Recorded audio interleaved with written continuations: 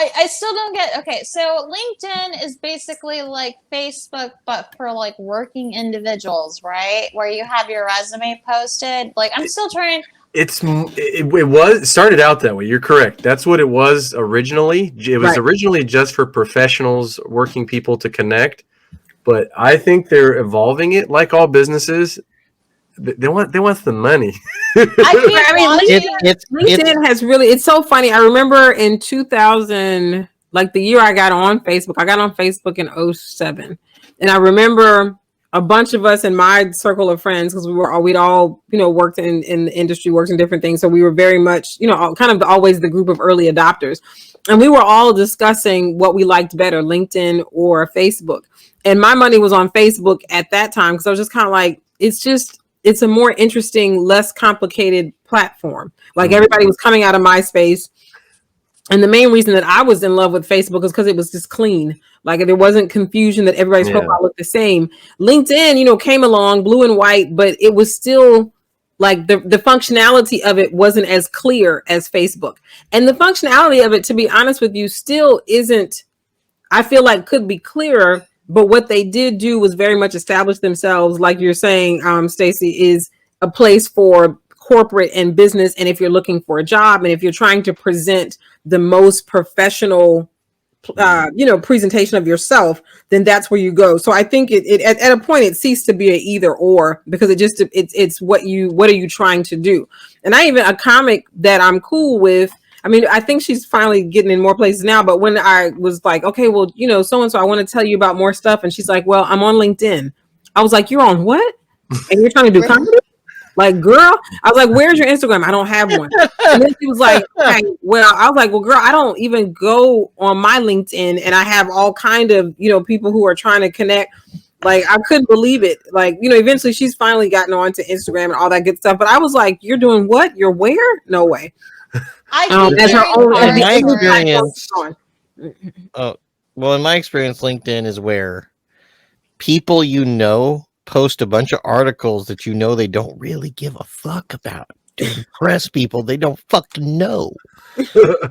That's possible. And I'm about to cancel my goddamn account because of that. I keep reading and watching videos of people using LinkedIn as another social media method of slipping into your DMs. Mm-hmm.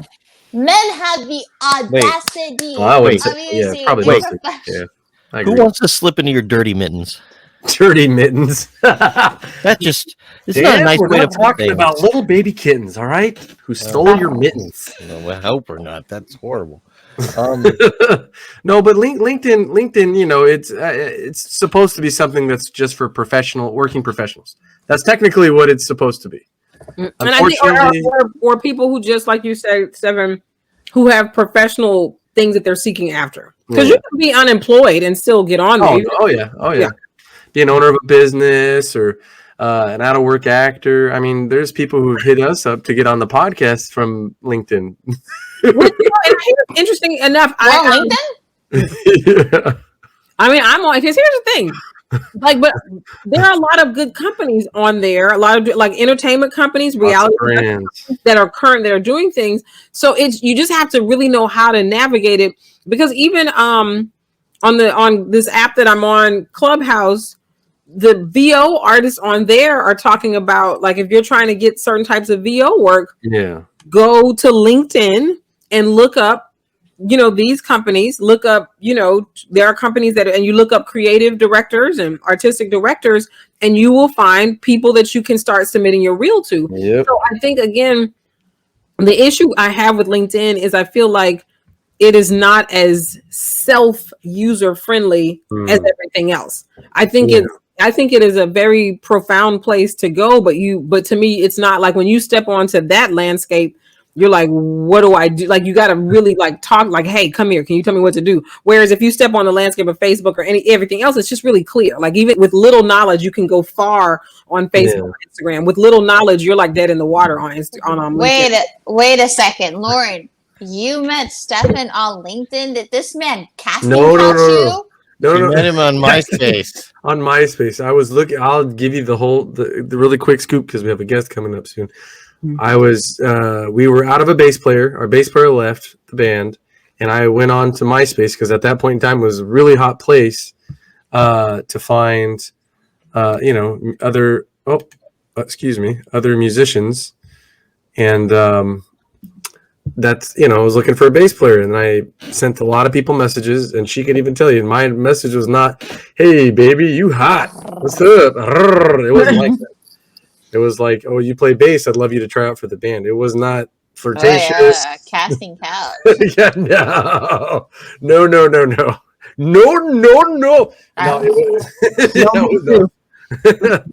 And it was just straightforward. And then, over time that didn't work out. And then, I thought she was cute and I asked her out on a date.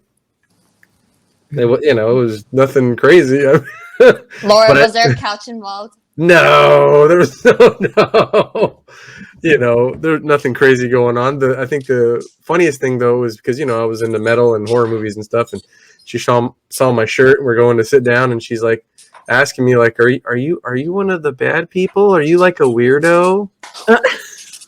Yeah, we're about to sit down, and she's saying that, and I look at her and I'm like, "No, are you?"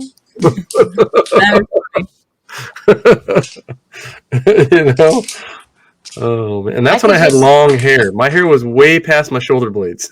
You had long hair? Oh yeah. Oh, I need to see pictures. So long. Oh, yeah. No, not like that, Dan.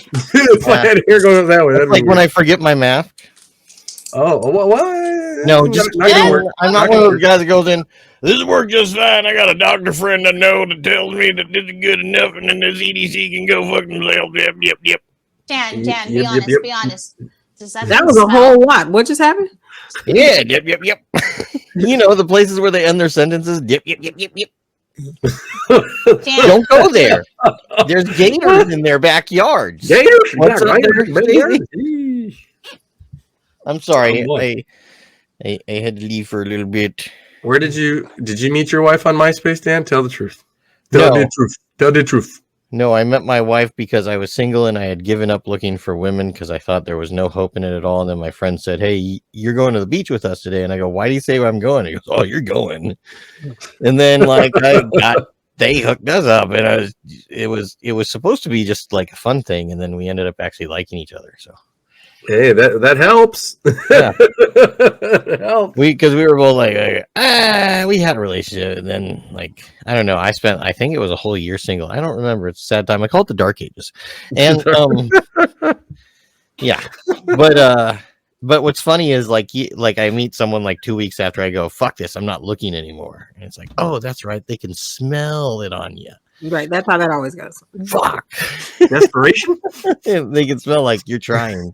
They're more into oh, he doesn't need me. Oh, he's throwing thirsty. him or into that He's alley. thirsty. But you know what? You're right. Actually, I think I've realized that when I'm not really actively looking to date or anything like that, I have a bunch of messages and texts from men just being like, "Can we go out?" Like I really hope he's not watching, but I already have Valentine's Day plans, and I wasn't even thinking that far ahead. And I'm like, oh, okay, okay.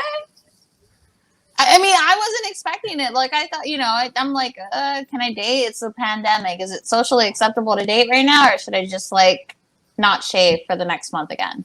Like TMI, okay.